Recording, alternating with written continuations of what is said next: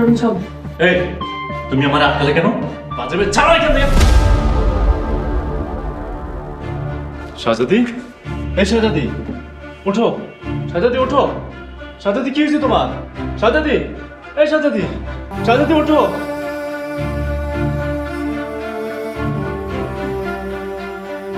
শাহজাদি।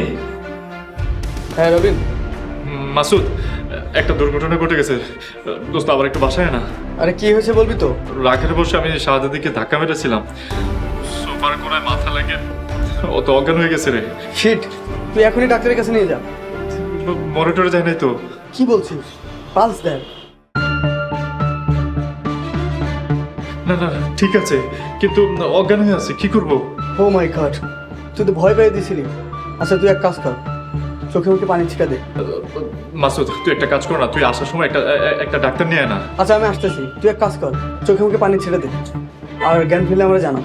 আচ্ছা শোন, আমাদের বন্ধু বান্ধবের মধ্যে দেখ না কোনো ডাক্তার আছে কিনা, বুঝতেই পারছিস বন্ধু। আচ্ছা তুই ভয় পাস না তো, আমি তো আছি, তুই এখন ফোন রাখ। মাসুদ, শাহজাদির যদি কিছু হয় আমি কি করব? আরে তুই এত চিন্তা করতেছিস কেন? আমি তো আছি তোর পাশে, তোকে যেটা বলছি সেটা কর, একদমই টেনশন নিস না। আউট অফ ডেঞ্জার, বড় ধরনের কোনো ক্ষতি হয়নি। আমি কিছু ওষুধ লিখে দিচ্ছি। থ্যাংক ইউ ডক্টর সাহেব। একটা ছোটোখাটো অ্যাক্সিডেন্ট হয়ে গিয়েছিল, আল্লাহর কাছে হাজারো শুক্রিয়া। রবিন, আমি ওনাকে ড্রপ করে বাসায় চলে যাচ্ছি, তুই ভাবিলে সময় দেয়। ঠিক আছে। ওয়েলকাম। এটা রাখ, শোন, ভাবি খেয়াল রাখিস। আসুন, সমস্যা হলে ফোন দিস। শাহজাদি, শাহজাদি,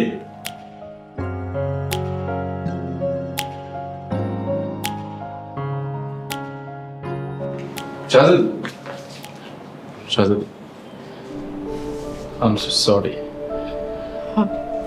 আপনি ফ্রেশ হয়ে হেন, আমি নাস্তা দিতেছি। বিশ্বাস করো, আমি ইচ্ছে করে তোমাকে আঘাত দিইনি। সরি বললাম তো, এবারের মতো মাফ করে দাও। আরে কি আশ্চর্য, আমি সরি বলতেছি আর তুমি ভাব নিচ্ছ না, সুযোগ পাইছো। আমার জায়গায় আপনি নিজের একবার ভাবেন, আমার আর কিছু করার নাই। আল্লাহ আপনারে হেদায়েত দান করুন। আচ্ছা আমি দেখতেছি।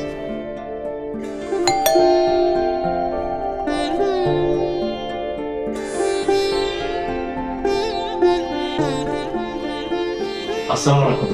আপা আপনি আসেন আসেন, ভিতরে আসেন।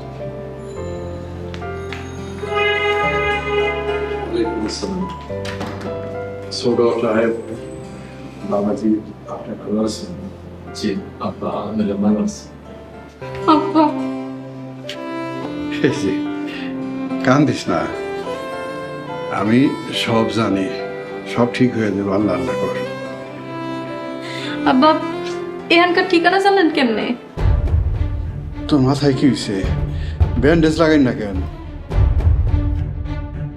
আব্বা টাইলসের ঘর তো, পানি পড়ছিল, খেয়াল করি নাই, পা পিছলা খায়া। দেখে আসবি না, কাজ করবি না। এ, আব্বা আপনি এত দূর থেকে আসছেন, আপনি বসেন। শাহজাদি আব্বাকে নাস্তা দাও, আর আমি বাজারে যাই। হ্যাঁ, কি কি লাগবে তুমি আমাকে একটু বলে দিও। আব্বা আমি একটু ফ্রেশ হয়ে বাজারে যাচ্ছি, আপনি আপনি বসেন, আব্বাকে নাস্তা দাও।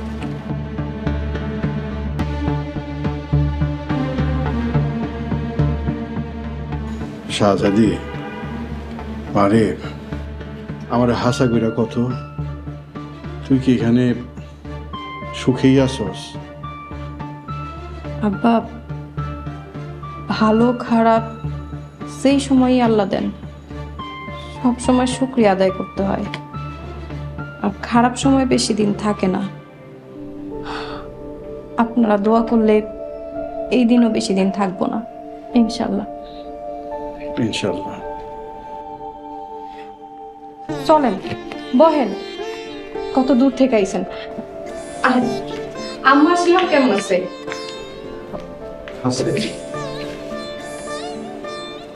ভালোই আছে। আচ্ছা আপনি বহেন, আমি নাস্তা নিয়ে যাচ্ছি।